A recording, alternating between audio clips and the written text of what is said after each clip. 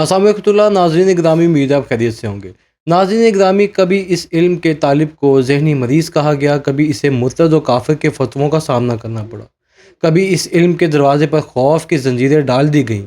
ہمارا نوجوان اس کا نام سن کر ہی گھبرا جاتا ہے، کبھی وہ اسے پڑھنے سے ڈرتا ہے اور کبھی یہ سوچ کر رک جاتا ہے کہ آخر اس کا آغاز کہاں سے کریں۔ اور جب کبھی وہ اس علم کی دنیا میں قدم رکھ لیتا ہے تو سوالوں کی ایک نئی کائنات اس کے سامنے کھل جاتی ہے، ایک ایسی دنیا جہاں یقین بھی سوال بنتا ہے اور سوال بھی شعور میں ڈھل جاتا ہے۔ جی ہاں، میں بات کر رہا ہوں فلسفے کی۔ آخر فلسفہ ہے کیا؟ اس کا مفہوم کیا ہے؟ اس کا پس منظر کیا ہے؟ اور یہ ہماری زندگی سے کیسے جڑا ہوا ہے؟ اگر آپ ان سوالات کے جوابات جاننا چاہتے ہیں تو یہ ویڈیو آپ کے لیے ہے۔ ملاحظہ کیجیے فلسفے کے لغوی معنی۔ فلسفے کے لغوی معنی بیان کرتے ہوئے جناب ڈاکٹر وحید عشرت صاحب اپنی کتاب فلسفہ کیا ہے اس کے صفحہ نمبر 26 پہ فرماتے ہیں، فلسفی کے لغوی معنی پر غور کریں۔ یہ لفظ دو لفظوں سے مل کر بنا ہے۔ فیلو کے معنی لو، محبت، عشق یا اشتیاق ہے، اور صوفیہ کے معنی فہم، دانائی، عقل یا علم ہے۔ غرض اس لفظ کے لغوی معنی حکمت، علم یا دانائی سے محبت، اشتیاق علم، محبت، دانش ہے۔ ملاحظہ کیجیے فلسفے کی تعریف از ملا صدراں انسانی وسط و طاقت کی حد تک ظن اور تقلید کے طور پر نہیں بلکہ دلائل و براہین کے ذریعے سے موجودات کے حقیقتوں کا جیسے کہ وہ ہیں جاننا اور ان کے ہونے کے متعلق حکم و فیصلے کرنا، ان باتوں سے نفس انسانی کی تکمیل کا نام فلسفہ ہے۔ فلسفہ کیا ہے از ڈاکٹر ابصار احمد۔ فلسفہ کیا ہے اس بات کو بیان کرتے ہوئے جناب ڈاکٹر ابصار احمد صاحب فرماتے ہیں، عام لوگوں میں بالخصوص اور کسی حد تک پڑھے لکھے لوگوں میں بھی نفس فلسفے کے بارے میں عجیب تصورات پائے جاتے ہیں۔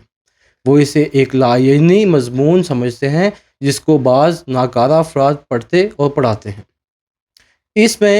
میں اس مضمون میں قدر تفصیل سے وضاحت کروں گا۔ فلسفہ کیا ہے، کن سوالات و مضامین سے بحث کرتا ہے۔ آئیں سب سے پہلے دیکھیں کہ فلسفہ یا فلسفی کے لغوی معنی کیا ہے۔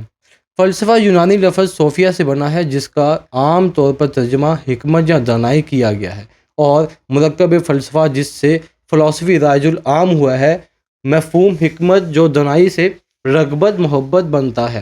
یونانی لفظ صوفیہ کا مطلب ہے انگریزی کے لفظ وزڈم سے زیادہ وسیع ہے۔ اس کا اطلاق ہر اس مضمون یا عمل پر ہوتا ہے جس میں ذہانت استعمال کی گئی ہو، خواہ وہ عملی معاملات میں ہو، میکینکی علوم ہو یا عام تجرباتی مصروفیات۔ اگرچہ فلسفہ اور حکمہ نے بالعموم فلسفے سے مراد حکمت یا دانائی سے محبت کی بجائے علم و حکمت کی تلاش میں ذہانت یا عقل کے استعمال سے لی ہے۔ ایک تاریخی روایت کے مطابق فیثاغورس پہلا مفکر تھا جس نے اپنے آپ کو فلسفی کہا۔ فلسفہ کیا ہے از جناب یحییٰ امجد صاحب۔ لفظ فلسفہ عربی، فارسی اور اردو میں ایک ہی مفہوم میں مستعمل ہے۔ بظاہر یہ انگریزی لفظ فلسفی کی تعریف ہے۔ خود انگریزی کا لفظ فلسفی یونانی زبان کا لفظ فلسفوس سے ماخوذ ہے جس کا مطلب ہے دانائی کی محبت۔ فلسفوس قدیم یونانی کے دو الفاظ فیلن اور صوفیہ کا مرکب ہے۔ فیلن کا مطلب ہے محبت اور صوفیہ کا مطلب دانائی ہے، لیکن قدیم یونان میں صوفیہ کا مفہوم دانائی سے زیادہ وسیع تھا۔ اس میں نہ صرف متفرق علوم میں دستگاہ شامل تھی بلکہ دنیا کے ان تمام کاموں پر جہاں ذہانت کی ضرورت تھی صوفیہ کا لفظ محیط تھا۔ مثلاً ہومر نے ایڈ میں ترکان کے کام میں مہارت کے لیے بھی صوفیہ کا لفظ استعمال کیا۔ ہیروڈوٹس نے اسے جستجو، تحقیقی معنوں میں بھی استعمال کیا۔ الغرض عملی کاموں کا کاروباری علوم اور فنون میں قابلیت کو صوفیہ کہا جاتا ہے۔ فلسفہ کیا ہے از ڈاکٹر علامہ سر محمد اقبال۔ فلسفے کی روح ہے آزادانہ تحقیق۔ وہ ہر اس بات کو شک و شبہ کی نظر سے دیکھتا ہے جس کی بنیاد زبردستی کے غلبے پر ہو۔ اس کا منصب یہ ہے کہ فکر انسانی نے جو مفروضات بلا حد تنقید قبول کر رکھے ہیں ان کو مخفی گوشوں کا سراغ لگانے معلوم نہیں، اس جستجو کو انتہا کیا ہو۔ فلسفی کسے کہتے ہیں؟ اس بات کا جواب دیتے ہوئے جناب ڈاکٹر وحید عشرت صاحب اپنی کتاب فلسفہ کیا ہے کے صفحہ نمبر 7 پر فرماتے ہیں، ہم اپنے ماحول کے گرد سوچتے ہوئے اس سوال تک پہنچ جاتے ہیں کہ کائنات جس میں ہم رہتے ہیں اس کی نوعیت کیا ہے، اس کی سچائی یا حقیقت کیا ہے۔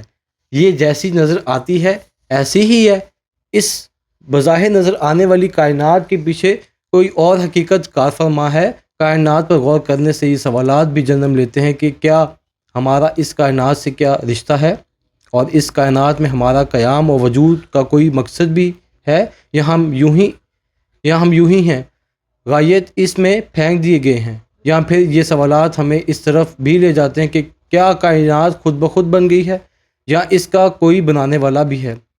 اس کا کوئی بنانے والا ہے تو اس ذات کی نوعیت کیا ہے؟ اس کائنات کی تخلیق سے اس کی غایت کیا تھی؟ یہ کائنات کب سے ہے؟ کیا ازل سے ہے اور اب تک رہے گی؟ یہ سوال زمان و مکان تصورات کی طرف لے جاتے ہیں۔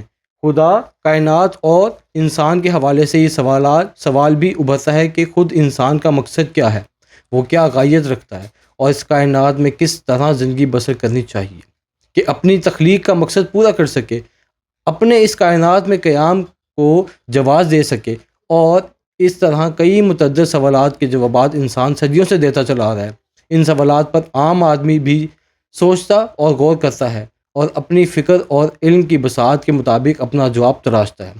جب وہ ان سوالات پر غور کر رہا ہوتا ہے تو ایسے میں اس انسان کا رویہ ایک فلسفی کا ہوتا ہے۔